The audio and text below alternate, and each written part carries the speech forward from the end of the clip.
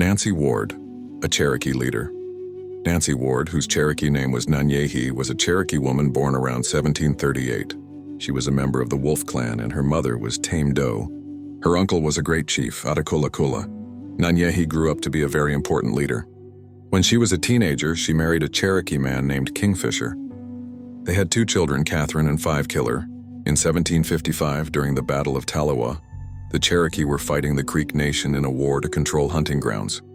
The Cherokee were outnumbered with about 500 fighters against 1,000 Creek. Nancy was with her husband Kingfisher, helping him by chewing lead to make his rifle balls. When he was killed, she saw the morale of the Cherokee fighters sinking. To inspire them, she picked up his gun and helped win the fight. Because of her bravery, the Cherokee people gave her a special name, Beloved Woman, or Gigao. This was the highest title a woman could have, and with it came great authority.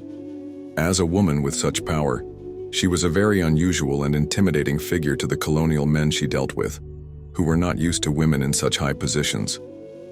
As a Gigao, Nancy had a seat on the Cherokee Council and was a chief diplomat. Later, she married an English trader named Brian Ward. They had 1 daughter, Elizabeth. Nancy used the influence she had gained from the battle to work for peace between the Cherokee and the settlers. She used her position to warn colonists when Cherokee warriors were planning attacks. She even braved the fury of her own people to save many colonists' lives, like a woman named Lydia Bean. Lydia was a captive who was about to be put to death, but Nancy used her standing to save her. Nancy took Lydia Bean into her own home.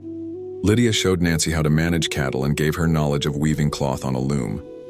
This was a critical step, as the Cherokees' traditional hunting lands were disappearing due to the large number of colonists arriving.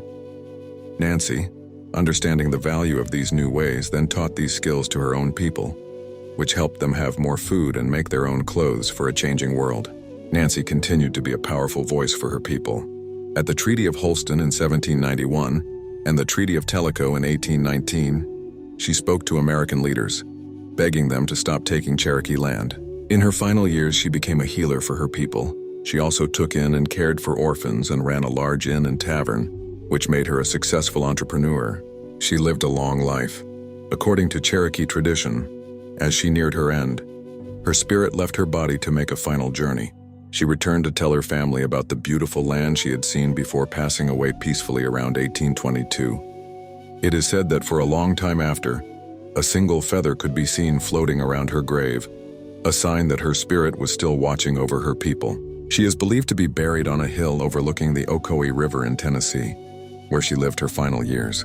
She is still remembered today as a powerful and kind leader who worked hard to protect her people, bring peace, and help her nation learn new ways of living.